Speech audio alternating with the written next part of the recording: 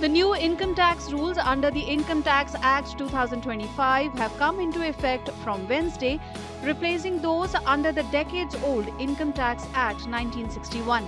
The move marks a major overhaul aimed at simplifying India's tax system, making compliance easier for both taxpayers and enforcement agencies. The new law removes redundant provisions and archaic language. The number of sections has been reduced from 819 to 536 and chapters from 47 to 23.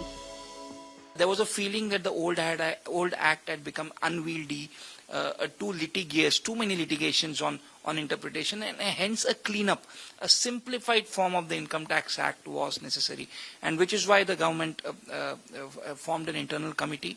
They came up with a draft version of the income tax bill. It went to a joint committee of parliament, and we had a new income tax act actually quite quickly last year. That new income tax act 2025 gets implemented from today, that is April 1, 2026.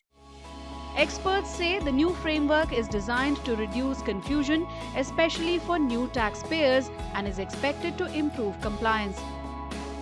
पहले क्या था कि income tax का 1961 act follow होता था। अभी income tax 2025 act जो है लागू होने वाला है, तो टैक्स फाइल करने के तरीके बदलने वाले हैं। जैसे कि ITR 3 और ITR 4 की जो डेडलाइन है वो एक्सटेंड करके 31 अगस्त कर दी गई है, जबकि ITR 1 और 2 को 31 जुलाई ही रखा गया है, जो कि हमेशा से होता आया था।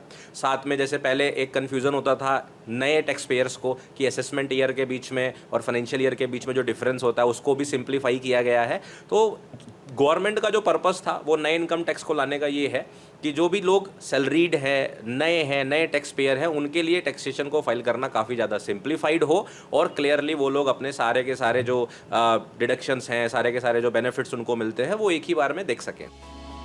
While there is no change to income tax rates, the new rules bring targeted relief for salaried individuals.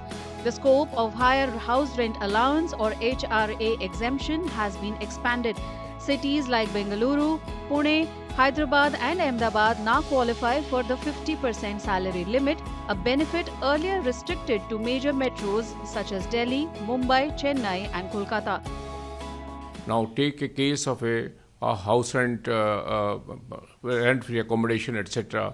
Now the valuation has been reduced from 15% to 10% in A-class city, from 10% to 7.5% in B-class city, and from 7.5 to 5% in the C-class city also. And category of A-class city has also been increased. Earlier these were Delhi, Bombay, Calcutta and Chennai, and now 4 more cities have been added: Hyderabad, Bangalore, Pune, Ahmedabad. These all 4 cities have been added therein. The new regime also enhances tax benefits on children's education and hostel allowances, offering relief particularly to middle and upper middle class families. Some of the major implications would be, for example, you have a higher child education allowance, you have a higher children hostel allowance, in some cases 20-30 times more than what was being granted. So somewhere the government is moving, the CBDT is moving with the times. They realize that a lot of the expenses of the middle class, upper middle class is being spent on the education of their children, the hostel, the stay of the children when they are going abroad. So they have realized that, and they have increased the allowances, tax exempt allowances for children education, children hostel substantially. At the same time, taxpayers will need to be more cautious. PAN details are now mandatory for cash deposits of 10 lakh rupees or more in a financial year, even if made in smaller tranches. For those dealing in cryptocurrencies, exchanges will now share transaction details with tax authorities, increasing scrutiny. The new rules also tighten checks on capital gains and foreign income.